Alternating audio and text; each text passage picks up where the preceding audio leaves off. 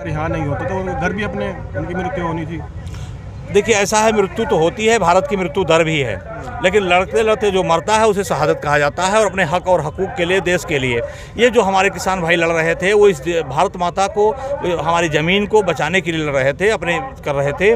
देश बचाओ आज किसान बचाओ का जो हम लोग आयोजन कर रहे हैं, अर्थात हमारे कहने का मतलब ये है कि अगर इस देश का किसान नहीं बचेगा तो देश बचने वाला नहीं है, क्योंकि इस देश की शासन सत्ता झूठ बोलकर बेईमान झूठा पार्टी बीजेपी ने कब्जा कर लिया है, जो वास्तविक रूप से देश की आज़ादी की लड़ाई में जो लोग शामिल नहीं थे उनके हाथ में हो गया है। इसको क्या खतरा है?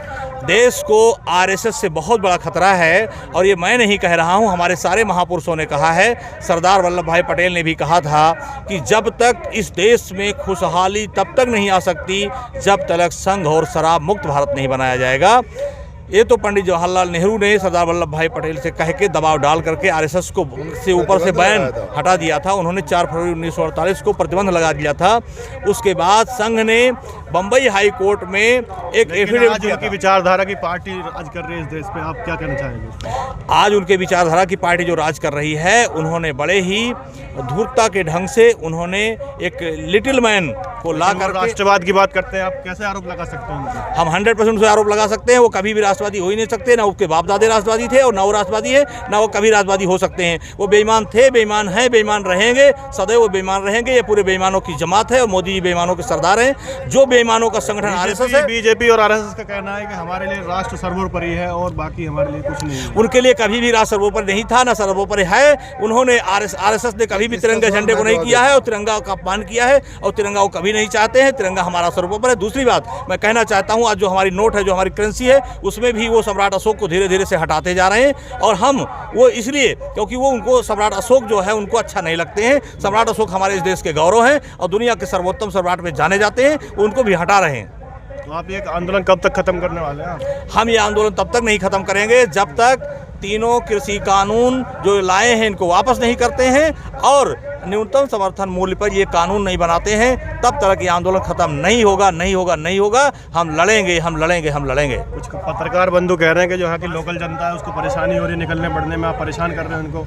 नहीं, हम किसी भी जनता को कोई परेशान नहीं कर रहे हैं। हमने एक लेन छोड़ा हुआ है, नीचे से लोग रोड खुला हुआ है, लोग आ रहे हैं और लोग जा रहे हैं। और हम उस जनता से भी कहना चाहते हैं, जो लोग ये कहते हैं कि मैं जनता को परेशानी हो रही है, वो झूठा आरोप लगा रहे हैं और जनता, देश की जनता को गुमराह करने की कोशिश कर रहे हैं। हम उनकी इस कोशिश को भी नाकाम करूंगा। मोदी जी लगातार अपील कर रहे हैं कि बुजुर्गों को आंदोलन से छोड़ देना चाहिए उनको। हम तो उन्हीं को कह रहे हैं, क्या वो बुजुर्ग नहीं है, उनको भी रिटायर हो जाना चाहिए। वो खुद बुजुर्ग नहीं है, कार चुन के भेजा है। ऐसा है ना, ये जो कारपोरेट घरानों की वजह से और जो आरएसएस का अभी आप पटेल जी ने जो बताया है, उसके जाल में फंसा के देश को गुमराह कर करके ये सत्ता में आ गए हैं। आपने अभी एक सवाल और पूछा था, बीजेपी और वो जो आरएसएस करी, अब बीजेपी कहाँ रह गई? वो एक पार्टी थी, अटल जी के टाइम तक बीजेपी थी, भारतीय जनता पार्टी थी, जो कभी जनसंघ होती थी। बीजेपी पार्टी और आरएसएस अलग था। आरएसएस ने तो लिख के दिया सरदार पटेल को, कभी जीवन में राजनीति नहीं करेंगे। उन्होंने प्रतिबंध लगाया था, इसलिए उनको नेहरू जी के पास श्यामा प्रसाद मुखर्जी गए तो उन्होंने लिखवा के लिया था कि कभी जीवन में राजनीति नहीं करेंगे। देश बहुमत से राज कर रही है इस देश। अरे भाई, तो भड़का के राज कर लिया ना बार बार, तो ये अभी ये चीज इनकी उसको आगे बढ़ाना चाह रहे हैं। लेकिन इन्होंने कई आंदोलनों को इसी तरह से फेल कर दिया, किसान आंदोलन को फेल नहीं कर पाएंगे। कहना है मोदी जी का, कुछ लोगों को आदत सी हो गई है, किसी भी आंदोलन में जाके घुस जाते हैं। आंदोलन जी भी कह रहे हैं। देखिए, आदत तो मोदी जी को खुद पड़ी हुई है हमेशा दंगा कराने की। गोधरा कांड में जो उन्होंने खेल खेला था उसको इस किसानों के साथ खेलना चाहते हैं। 26 जनवरी को उनकी पूरी योजना थी, लेकिन हमारे किसान नेताओं की, हम सब कैसे आरोप लगा सकते हो? तो क्लीन चिट लिए हुए हैं उसमें मामले में। देखिए, उनकी सरकार है और उन्होंने स्पष्ट रूप से आज उन्होंने मीडिया से लेकर के, गोदी मीडिया से लेकर के और न्यायालय तक के लोगों को हाईजैक किया हुआ है। जस्टिस लोया की हत्या किसी से छिपी नहीं हुई है। यदि उसकी न्यायिक जांच कराएं जस्टिस लोया की हत्या में, तो निश्चित उसमें भारतीय जनता पार्टी के लोग पकड़े जाएंगे, क्योंकि वो न्याय देने वाला था इस जहां कांड गुजरात में, इसलिए उसकी हत्या करवा दी गई।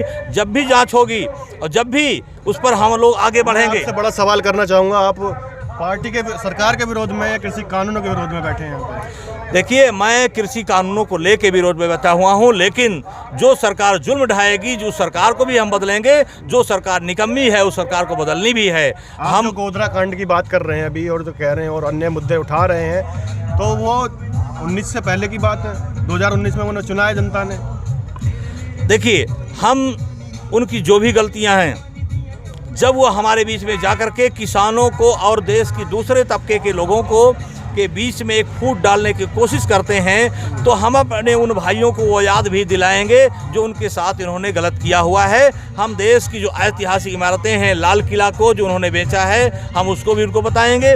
उन्होंने एयरपोर्ट बेचा है, उसको भी हम जनता को बताएंगे। और हम पूरे देश की जनता को अपने साथ लेके चलेंगे, क्योंकि किसान। नरेंद्र तोमर का कहना है कि ये जो आंदोलन है एक प्रदेश का और एक कौम का है। सर, आपसे मैं जवाब लेना सवाल ये तो नरेंद्र जो तोमर जी हैं, इन पर तो हमें इतनी हंसी आ रही है। उनको हंसी लोकसभा को मजाक बना दिया। उन्होंने ऐसा किया कि ये कानून में काला क्या है, और जो रूलिंग पार्टी के लोगों ने मेज थपथपाया। पूरे हिंदुस्तान ने, दुनिया में मजाक उड़ाई। 11 पंचायतों में किसान संयुक्त मोर्चा के लोगों ने 12 पॉइंट पर उसके जो तीनों काले कानून हैं सहमत कर लिया। हर जगह एक एक बिंदुवार उनको बताया। फिर उनको शर्म आनी चाहिए ऐसे आदमी को संसद, पवित्र संसद में जो मजाक करी है। वो तो उन पर क्या भरोसा करा जाए जिस तरीके से वो बात कर रहे हैं। मंत्री जी लगातार कह रहे हैं कि जो कानून है वो वापस नहीं होंगे। कानून वापस होगा, कानून वापस करना पड़ेगा। हम लोग सरदारवादी रास्ते पर ये आंदोलन जा चुका है, सत्याग्रह के रूप में आंदोलन पहुंच चुका है। अब इस आंदोलन को कुचलना उनकी ताकत नहीं है, और निश्चित रूप से हम लोग सफल होंगे, हम सफल होंगे। दूसरा, उनसे मैं एक और कहना चाहता हूं, जो नौटंकी है उनको नौटंकी छोड़ना पड़ेगा। अब उनको मन की बात और दिमाग की बात को बंद कर देना चाहिए। मैं उनसे अपील भी करना चाहता हूँ कि वो अब अपने दिल और दिमाग को दुरुस्त करें और दिल से सोचना शुरू करें, जनता की बात को करें। जो नौटंकी कर रहे हैं, रेल रोको अभियान 18 तारीख को आयोजन होने वाला है, उससे क्या होगा? जो 18 तारीख का हमारा आयोजन होगा, हमारे आंदोलन को बल मिलेगा, और हम शांतिपूर्वक ढंग से, सांकेतिक ढंग से हम सरकार को ये बताने की कोशिश करेंगे। चक्का जाम हुआ था, उससे कुछ नहीं प्रभाव पड़ा, आगे तुम्हें लग रहा है कि उससे हो जाएगा कुछ? बिल्कुल, हमारा आंदोलन लंबा चलेगा। हम जो भी आंदोलन के तरीके हैं, उन सारे तरीकों को हम लोग इस्तेमाल करेंगे। जो भारतीय संविधान के दायरे में डेमोक्रेटिक ढंग से जितने भी तरीके हैं लोकतांत्रिक, उन सारे तरीकों का हम किसान के भाई सब मिल करके उसका करेंगे, और सरकार को अंत में झुकना पड़ेगा। हम सफल होंगे, हम सफल होंगे, हम सफल होंगे। इस पर हम लोग खड़े हुए हैं। तो सरकार से क्या अपील है आपकी? हमारी माननीय प्रधानमंत्री नरेंद्र मोदी जी से ये कहना है कि आप जो अपने सबऑर्डिनेट, अपने नीचे के लोगों को भेजते हो किसान संगठनों से वार्ता करने के लिए, उनसे जो आप बयान दिलवाते हो, आप दिमाग लगा रहे हो इस आंदोलन पे, वो लगाना बंद करो। दूसरी बात, जो आप नौटंकीबाजी अभी तक करते आए हो, जुमलाबाजी, फेंकने का काम, वो फेंकना बंद करो। रियल में किसानों से बात करो, रियल मुद्दे पर आओ, एमएसपी पर आओ, उसके लिए कानून बनाओ। दूसरी बात, आप लगातार आपसे कह रहे हैं कि एमएसपी लागू है, मंडी लागू है, तो समस्या क्या है? समस्या ये है कि आप एक कांग्रेस का एक राज्यसभा का सांसद विदाई के लिए तुम रो सकते हो, और हमारे सैकड़ों से अधिक किसान मारे गए, शहीद हो गए। वो तो उनके दिल के करीब है, दिल के करीब है, वो तो इसलिए रोए। वो उनके दिल के करीब नहीं है, वो इस देश के, वो जो हमारी जनता है उनको भी तो उनके करीब लाना चाहिए। क्या मोदी जी से मैं कहना चाहता हूँ कि इसी भारत के किसान, वो तमाम स्पीचों में 14 में 19 में कहा करते थे, भारत के किसान हमारे भगवान हैं।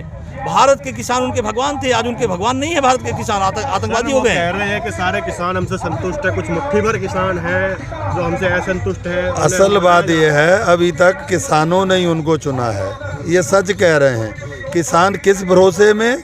सबसे पहले तो उन्होंने आमदनी दुगनी की बात करी, कर्जा माफ़ की बात करी, 1.5 गुना मूल आयोग का, स्वामी प्रसाद के नाथन की मूल आयोग लागू करने का, वो भी वापस ले लिया। अब तो कुछ भी कहते रहे, अब भरोसा नहीं है किसी। आपने चुना क्यों था उनको? कुछ गलती कर तो बैठे, हम गलती कर बैठे। कितनी बार गलती करेंगे? एक बार नहीं, 2 बार गलती कर बैठी। अब बार गलती नहीं होगी, 2 बार आपको ही पड़ेगा। जब आप भुगत रहे, इसीलिए खड़े हैं, भुगत रहे हैं। क्यों विरोध कर रहे हैं आप? अब तो विरोध, जब हमें अब देख लिया हमने कि ये नए कानून, इससे पहले जो इन्होंने आवश्यक वस्तु नियम जो लागू किया है, उसमें तो भोला किसान भी समझ गया कि ये कारपोरेट जगत को भंडारण करके असीमित उनको लाभ पहुंचाना चाहते हैं। और आपको मीडिया कर्मी सारे देश के उपभोक्ताओं को 2 रुपये किलो आलू हमसे बिकता है, बाद में हमें 50 रुपये किलो 90 रुपये किलो प्याज हमें मिलता है खाने को।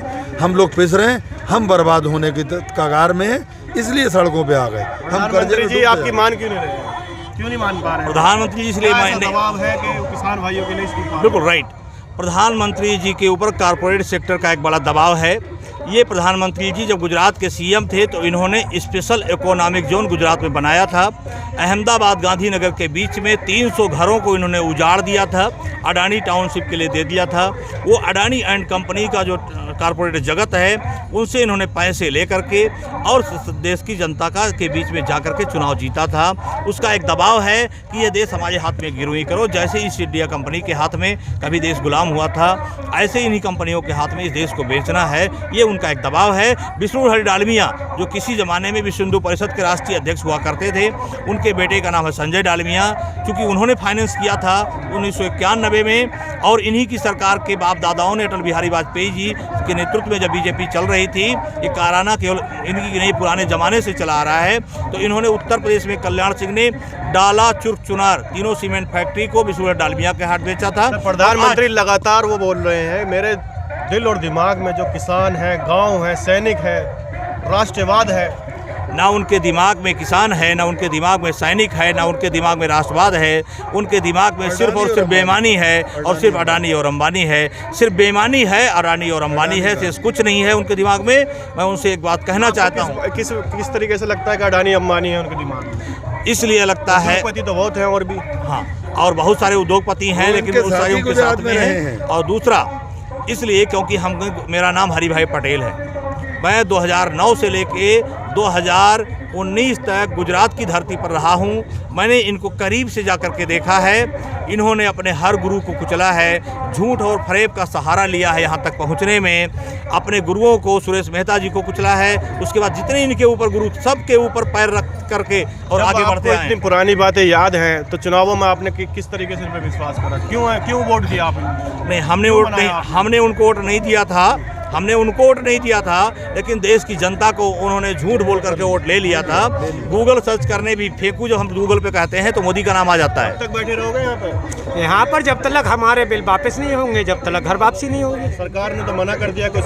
सरकार कब तक मना करेगी? जब जनता ने बनाया तो जनता लौटा के जाएगी। अरे ये तो उतारेंगे आप उनको? भाई साहब, आपसे कुछ बहुमत से बैठे हैं वो सरकार? कोई बात नहीं है। पूर्ण बहुमत से सोनिया गांधी जी भी किसी टाइम आई थी जब हमने सांसद का गेट उखाड़ा था, और अब हमने सोनिया जी को तो छोड़ दिया था सांसद के अंदर 10 के, लेकिन मोदी जी को हम नहीं छोड़ेंगे। कपड़े उतार कर इन्हें घुट्टन चलाना है सांसद के अंदर। प्रधानमंत्री हैं आप, इस तरीके से कैसे? नहीं, प्रधानमंत्री है तो चुनाव भी तो हमने है, हमारी भी तो लाज रखें वो।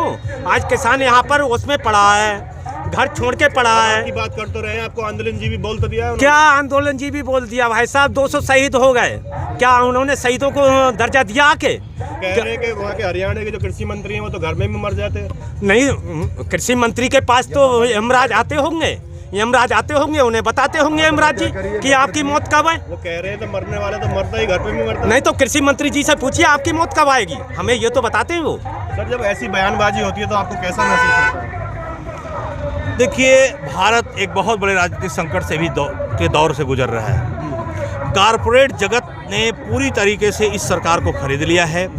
इस संकट के दौर में मुझे सिर्फ और सिर्फ पूर्व प्रधानमंत्री माननीय चौधरी चरण सिंह याद आते हैं। उन्होंने अपने एक जनसभा में ताल करोड़ा स्टेडियम में कहा था, चूँकि इस देश को बर्बाद करने वाले इस देश के राजनेता रहे हैं, इसलिए इस देश के बनाने वाले भी इस देश के नौजवान पैदा होंगे। और ये मेरे नौजवान दोस्तों, दुनिया के किसी भी देश का शासक जब रोजगार के अवसर को समाप्त करेगा, व्यापार में घाटा होगा, किसानों को लाभकारी मूल्य ना बनेगा, तो ये नौजवानों तुम्हें निश्चित रूप से सड़क पर उतरना होगा और उस राजा को कान पकड़ कर आपसे सवाल है, किसानों ने इस देश को बनाने के लिए इतनी मेहनत करी, इतने प्रयास किए हैं, और उनके बच्चे जो सैनिक बनते हैं और आज उनको खालिस्तानी, पाकिस्तानी और तिरंगे का अपमान करने वाला बता दिया गया है। मैं आपको बता दूं, हमें पूरा देश नहीं दुनिया जानता है। ये तिरंगे का अपमान तो ये करते थे जो ये मूल हैं, भारतीय जनता पार्टी नहीं है। अटल जी खत्म, भारतीय जनता पार्टी, RSS आ गई जो देश विरोधी थी। और सिखों को जहाँ ये बात कर रहे हैं, सिखों ने आज़ादियों में भी भाग लिया, और जब अन्न नहीं था, जय जवान जय किसान का नारा लाल बहादुर शास्त्री जी ने लगाया था। हमारे किसानों ने, पंजाब का किसान आगे आया, कभी 88% 80 से पहले उत्पादन गेहूं का पंजाब में और हरियाणा में होता था, 88% दोनों प्रदेशों में, थोड़ा पश्चिमी उत्तर प्रदेश में। ये इसलिए जागरूक हैं, ये आगे आए हैं। बाकी लोगों को तो ये चाहते हैं 2000 रुपये दे करके, और वो कटोरा हाथ में दे करके अडानी अंबानी द्वारा बाकी को लूटेंगे और ये देंगे। ये चाल किसान की कमर तोड़ने चाहते हैं। जब ऐसी बयानबाजी आती है तो आपको कैसा? हमें ऐसे लोगों के कहने से फर्क नहीं पड़ेगा। हम राष्ट्रवादी हैं, हम अपने देश की खातिर मर जाएंगे। हमने आज़ादी ली है, हमारा देश है, हमने कुर्बानियाँ की हैं। अगर ना होते शहीद भगत सिंह, अगर ना होते राजगुरु सुखदेव, अगर ना होते अशफाक उल्लाह, अगर ना होते सुभाष चंद्र बोस, अगर ना होते शहीद उधम सिंह, ये कहाँ से होते? इनके पास एक सावरकर, वो भी 3 बार माफ़ी मांगी देश से, उनकी लेके घूमते हैं। और नाथूराम गोडसे को अभी गुजरात में अमर रहे कहा है, गांधी का टोपा ओढ़ते हैं। और सरदार पटेल, वल्लभ भाई पटेल, जिन्होंने इस देश को, उनका योगदान बहुत बड़ा है, वो किसानों के मसीहा थे। उन्होंने देश को आज़ादी कराने में उनका भाग था। वो इनको जानते थे, वो बहुत दूरगामी थे। इन पे प्रतिबंध उन्होंने लगाया था, उनकी मूर्ति लगा के। सरकार को क्या चुनौती है आखिर में आपको? सरकार को तो अब हमारा किसान पूरे देश में इकट्ठा हो गया है। ये घटना 26 जनवरी वाली भी सरकार की देन थी। इन्हीं के पास बैठने वाले लोगों ने ये काम किया था। हमारे यहाँ बिजली लाइट काटेगी गाजीपुर बॉर्डर से, जिसमें